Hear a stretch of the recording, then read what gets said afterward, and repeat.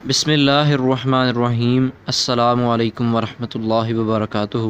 شیخ Saadi بیان کرتے ہیں، خراسان کے کسی بادشاہ نے سبکتگین کے بیٹے محمود غزنوی کو خواب میں کچھ اس حالت میں دیکھا کہ اس کا تمام جسم بکھرا ہوا اور مٹی بنا ہوا تھا، البتہ اس کی آنکھیں اسی طرح آنکھوں کے حلقوں میں گھوم رہی اور دیکھ رہی تھیں۔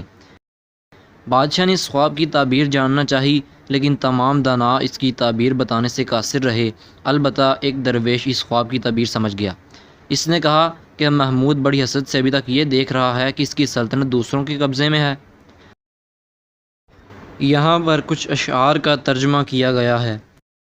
بڑے بڑے نامور لوگ زمین میں دفن کیے جا چکے ہیں، لیکن آج روئے زمین پر ان کی ہستی کا معمولی سا بھی نشان باقی نہیں ہے، اور وہ بوڑھی لاش جسے زمین کے سپرد یعنی دفن کر دیا گیا، اسے مٹی نے اس طرح کھا لیا کہ اس کی ہڈی تک بھی نہ بچی۔ نوشیروان عادل کا مبارک نام نیکی و عدل کے سبب ابھی تک زندہ ہے، اگرچہ صدیاں گزر گئیں کہ نوشیروان زندہ نہیں رہا۔ مطلب یہ کہ کوئی کتنا بڑا صاحب سلطنت و اقتدار کیوں نہ ہو، مرنے کے بعد اس کا نام فقط اس کی نیکیوں اور خوبیوں ہی کی بدولت زندہ رہ سکتا ہے، دوسری صورت میں لوگ اسے جلد بھول جائیں گے۔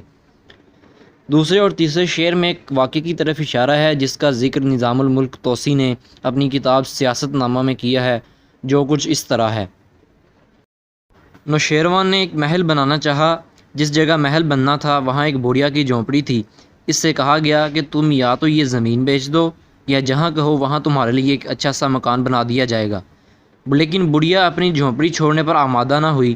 نوشیروان کو اس کی اطلاع دی گئی تو اس نے کہا جھونپڑی وہیں رہنے دی جائے۔ جب محل بن کر تیار ہوا تو جھونپڑی کے سبب وہ اس جگہ سے ٹیڑھا تھا۔ نوشیروان نے محل ٹیڑھا بنوانا منظور کر لیا، لیکن قطعاً پسند نہ کیا کہ اس کی رعایا کے ایک فرد کو ذرا سی بھی تکلیف پہنچے۔ سعدی نے اس واقعے کو پیش نظر رکھ کر یہ اشعار کہے ہیں کہ اگرچہ جھونپڑی والی بڑھیا اور نوشیروان زندہ نہیں رہے، لیکن صدیاں گزرنے کے باوجود اسی عدل و انصاف کے باعث نوشیروان کا نام ابھی تک زندہ ہے۔ اس کے بعد سعدی اپنے مخاطب یا قاری کو نیک کاموں کی تلقین کرتے ہوئے کہتے ہیں کہ جہاں تک ممکن ہو سکے اچھے کام کر، اور اس زندگی کو جو فانی ہونے کے سبب معلوم نہیں کہ کس وقت ختم ہو جائے، غنیمت سمجھ۔ اس سے بیشتر کہ یہ آواز آ جائے کہ فلاں مخاطب نہیں رہا، موت سے پہلے پہلے نیک کام کر، کہ کوئی علم نہیں کہ موت کس وقت تجھے آن گھیرے۔ چونکہ یہ باب بادشاہوں کی سیرت کے بارے میں ہے، اس لیے واضح ہے کہ سعدی نے بالواسطہ بادشاہوں اور حکمرانوں کو، خواہ ان کا تعلق کسی بھی دور سے ہو، یہ زبردست نصیحت کی ہے تاکہ ان کی رعایا سکون کی زندگی بسر کر سکے اور اس کا اجر آخرت میں انہیں ملے۔